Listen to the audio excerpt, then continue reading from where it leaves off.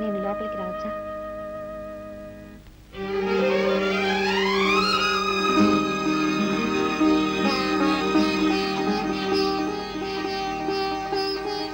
లోపలికి రావచ్చా అని అడుగుతున్నాను.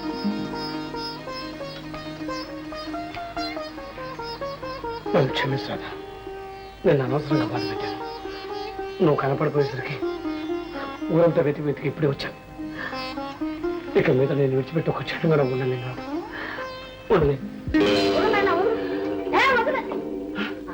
పెళ్లి కొడుకు పేరెంట్ తల్లి గదిలోకి లాగాడని ఒక్క రోజు నీ పెళ్ళాం కనపడకపోయేసరికి నీ ఇంటికి వచ్చి ఆడాలంతా నీకు పెళ్ళాలాగానే కనపడుతున్నారా? అయ్యో అది కాదు పెద్దమ్మ గారు, రాధ కనిపించపోయేసరికి ఆ బాధలో. నువ్వు నిజంగా బాధపడుతున్నావా? ఆ అమ్మాయి ఉన్నంతసేపు నేను నీకు మొగుడిని కాదా, నువ్వు నాకు పెళ్ళాను కాదని చంపుకు తిన్నావు కదయ్యా. నన్ను క్షమించండి. క్షమించాల్సింది నేను కాదు, అదిగో అక్కడ ఉంది.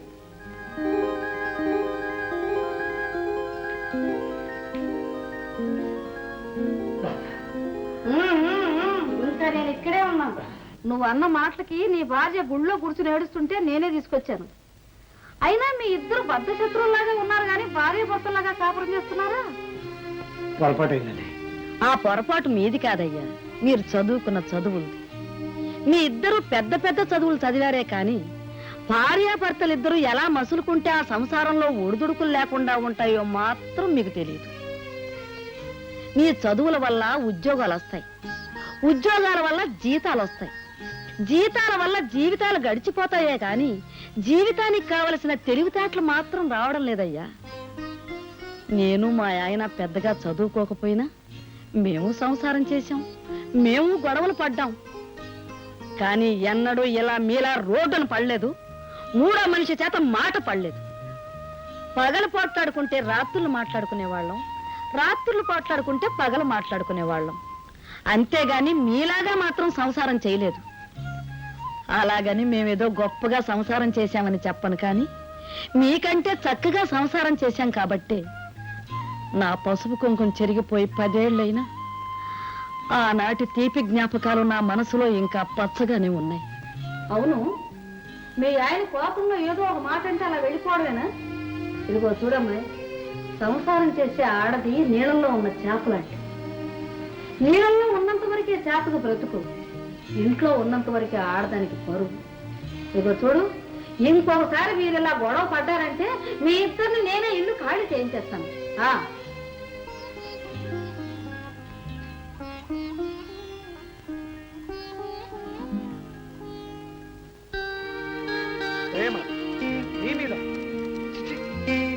నా మీద ప్రేమ లేకపోతే ఆ రౌడీలు ఎందుకు కొట్టారో చెప్పండి. వాడు నీ గురించి కారు కూతురు కూర్చుంటే ఒళ్ళు మండి కొట్టారు. అదే ఆ మంట పేరే ప్రేమ అంటారు. ఇదిగో తెల్ల చీర, ఇదిగో మల్లె పూలు, ఇదిగో తెల్ల చీర, ఇదిగో మల్లె పూలు. తెల్ల చీర కట్టుకో, మల్లె పూలు పెట్టుకో, తెల్లార్లు నా పేరు బల్లించుకో. ఎందుకు? ఇదే అసలు రాత్రి, ఇదే అసలు రాత్రి. ఇదిగో తెల్ల చీర, ఇదిగో మల్లె పూలు, ఇదిగో తెల్ల చీర, ఇదిగో మల్లె పూలు. తెల్ల చీర కట్టిన, మల్లె పూలు పెట్టిన, తెల్లార్లు నీ పేరు బల్లించుతా.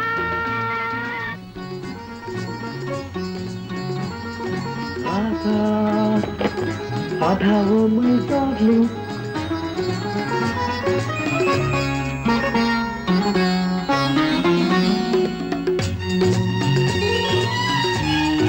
Radha my darling.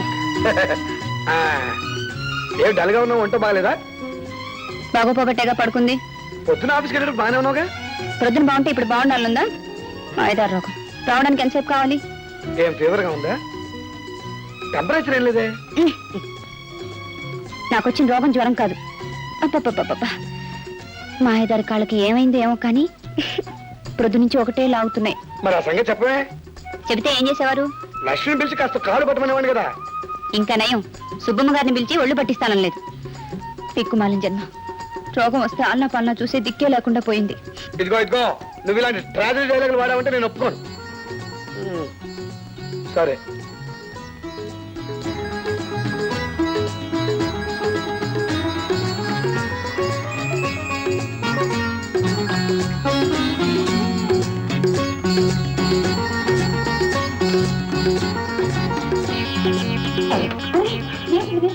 పర్వాలేదు పట్టణం. చాలండి, మీ చేత కాళ్ళు పట్టించుకోవడం నాకేం సిగ్గులేదు అనుకున్నారా? ఒంట్లో బాగాలేనప్పుడు సిగ్గులు బొగ్గులు అంటే ఎలా? అయినా పద్ధతాలు నాకు సిగ్గు లేనప్పుడు పట్టించుకోవడం నీకెందుకు? భర్త చేత కాళ్ళు పట్టించుకుంటే చూసేవాళ్ళు ఏమనుకుంటారు? అందుకునేగా అన్ని వేసేసాను. అదేం పర్వాలేదు, పట్టించుకో. మంచి పని చేశారు కానీ వదలండి. ఇదేం తప్పు కాదు రాదా. శ్రీకృష్ణ అంతటి వాడు దొరకునా ఇటువంటి సేవ అంటూ సత్యభామ కాళ్ళు పట్టట. వాడి ముందు నేనంత అబ్బబ్బబ్బబ్బా, ఇప్పుడు మీరు వదులుతారా లేదా?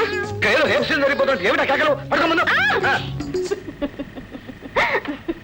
అయితే మొత్తం మీద కృష్ణారావుని కాళ్ళ బేరానికి తీసుకొచ్చావు అనమాట. మరి ఈ రాదంటే ఏమనుకున్నావే?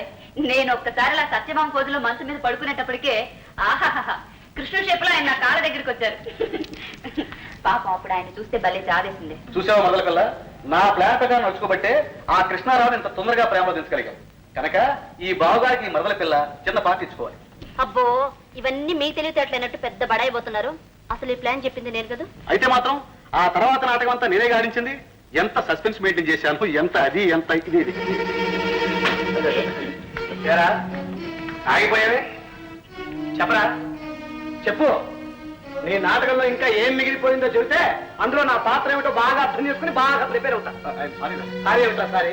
నేను ఈ ఊరు రాగానే పెద్ద ఆప్తులాగా పలకరించి మీ ఇంటికి తీసుకొచ్చింది ఈ నాటకం ఆడటాను కదా. మీరు కాస్త కోపం తగ్గించుకుంటే మేము ఈ నాటకం ఎందుకు ఆడామో మీకు అర్థం. మీరు ఎందుకు ఈ నాటకం ఆడారో నేను చెప్తాను. ఒక లక్షాధికారి కొడుకుని పైగా ఉద్యోగస్తుని నన్ను వల్ల వేసుకుంటే కానీ కట్నం లేకుండా ఈ పెళ్లి జరిపించేస్తాను ప్లాన్ చేశాను. అంతేనా? మా మామయ్య రాత పెళ్లి కట్టుకోవడానికి బాధపడుతూ మూడో పెళ్లి వాడికి చేయకపోతే నేను విజయ వెళ్ళి ఒకటా రెండా ఇప్పటికి 20 సంబంధాలు వచ్చాయి. వచ్చిన ప్రతివాడు వేలకు వేలు కట్నాలు అడుగుతూ ఉంటే నేరస్తులా తలంచుకోమంటావా? అప్పు తీర్చకుండా కట్నం అడగకుండా రాతను పెళ్లి చేసుకుంటానన్న ఆ షావుకార్ని తప్పు పట్టమంటావా? నాన్నా, నేను నీకంత బరువైపోతే నాకింత విషం ఇచ్చి చంపే, లేదా నాకు పెళ్లి చేయడం మానే. అంతేగాని నాకు పెళ్లి చేసి నీ బరువు దించుకుని నా జీవితాన్ని నాశనం చెయ్యొద్దు. రాతను ఆ షావుకారికి ఇచ్చి పెళ్లి చేస్తే మీరు చేసిన అప్పు తీరుతుందేమో కానీ రాత జీవితం మాత్రం బాగుపడదు మామయ్య. అవును నాన్న, మీ అప్పుకు రాత పెళ్లికి ముడివేస్తే దాని జీవితం నాశనం అవుతుంది. తండ్రిగా నా బాధ్యత నెరవేర్చాలంటే ఈ సంబంధం నిశ్చయించక తప్పదమ్మా. సరే నాన్న, మా శక్తికి మించిందే అయినా రాతను మాతో పంపించండి. దానికి తగిన సంబంధం చూసి మేం పెళ్లి చేస్తాం. అవును మామయ్య, రాత పెళ్లి మేం చేస్తాం. సరే, రాధకిష్టమైతే అలాగే కానివ్వండి. అలా మేమిద్దరం కలిసి రాతను ఇక్కడికి తీసుకొచ్చాం. మా అదృష్టం కొద్దీ అదే సమయంలో నువ్వు మా ఆఫీస్కి ఇంటర్వ్యూకి రావడం, ఉద్యోగానికి సెలెక్ట్ కావడం జరిగింది.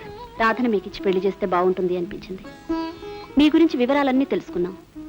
ఉద్యోగానికి మీరు జాయిన్ అవడానికి వచ్చే రోజున ఆయన స్టేషన్కి వచ్చి మిమ్మల్ని రిసీవ్ చేసుకునే దగ్గర నుంచి ప్రారంభమైంది మా నాటకం. రాధ మీద నీకు ఇష్టం కలిగించడానికి వేరే మార్గం కనిపించక మేము ఈ నాటకం ఆడాం.